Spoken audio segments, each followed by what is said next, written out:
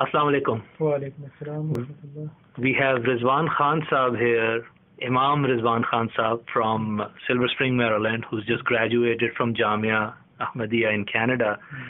We welcome you on this video, and we wanted to see if there is another student, an Ahmadi student out there who is considering going to Jamia or doing a waqf.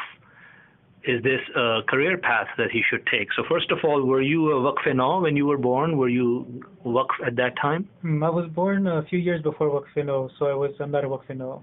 Oh, so how did this occur to you that you wanted to become a missionary?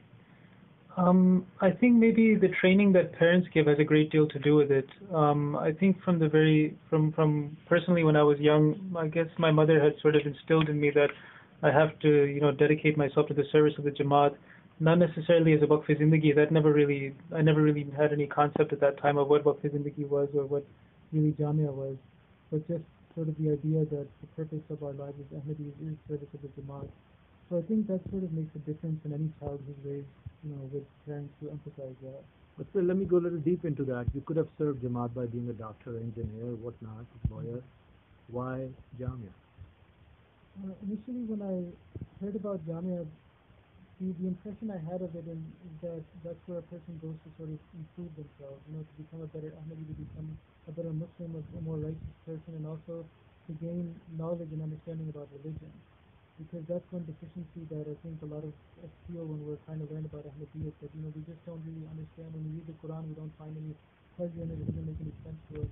When we read the books of the Promised Messiah or anything like that, there's a lot of difficulty there. So just this sort of desire to be a proper, basic Ahmadi or a basic Muslim. Who's eligible to go to Jamia or do waqf? If I'm 10-year-old or 15-year-old, I'm not a waqf-e-zindagi. Is this too late for me?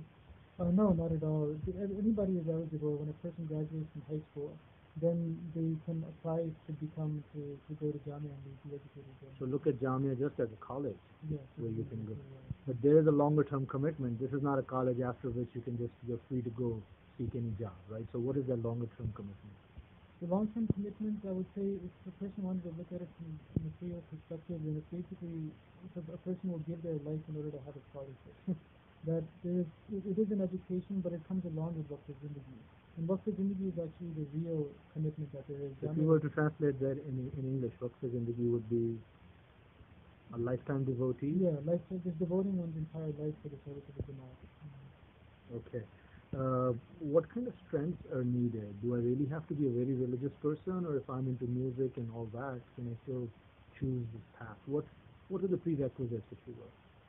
I think the most fundamental thing that a person has to have is a desire to find Allah Ta'ala, to form a relationship with Him. And also there has to be a passion for knowledge there. Sometimes a person wants to be good, but they just don't have a real passion for knowledge, and that's one thing that Jamia emphasizes quite a bit. But in order to make it through as a waqf-e-zindagi, there's definitely a need for a passion to, dedicate oneself to the service for the sake of Allah Ta'ala.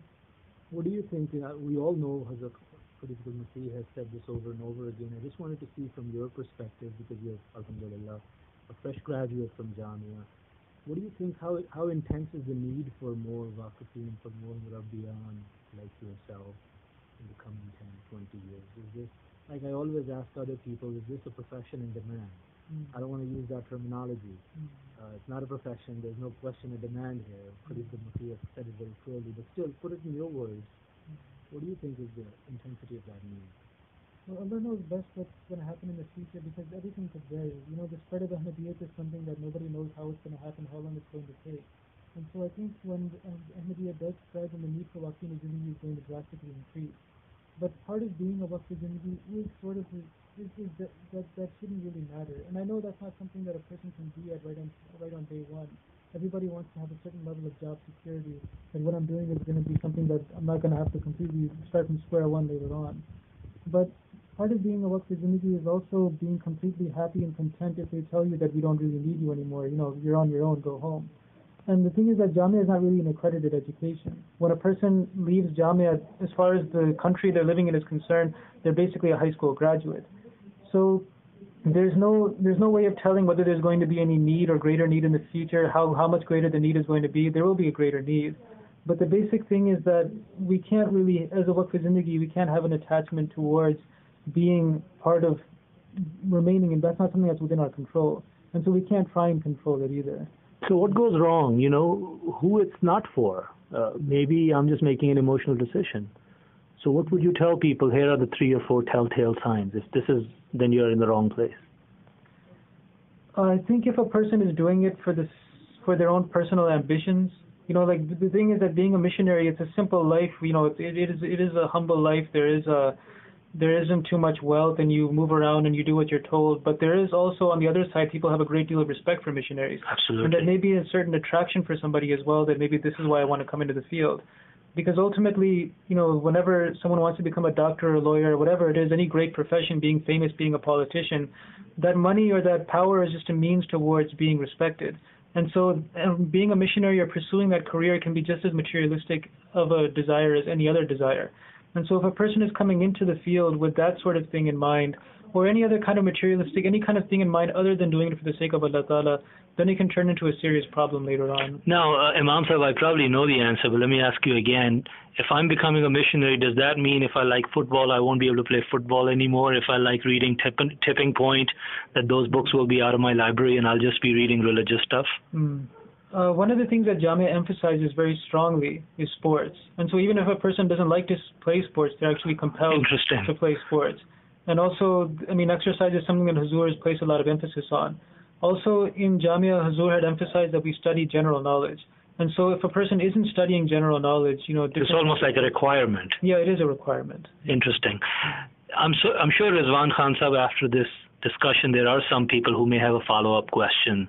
And is it appropriate if they reach out to you through an email, and will you respond to them, and will you be of future help? Yeah, Jazakallah. I really appreciate the time. Wanted to ask you one last question. Why are you making this video? Why are you doing it? I was eating lunch, and then you approached me, and I'm doing it. Yeah, that's the immediate reason that comes to mind. Yeah, the immediate, absolutely. And I think not to put words in your mouth, but absolutely, I saw that you wanted to help out all these youth who are struggling with these questions, and you care for them. I deeply believe that you care for our youth, and we really appreciate that. So, Jazakallah for your time. Assalamu alaikum.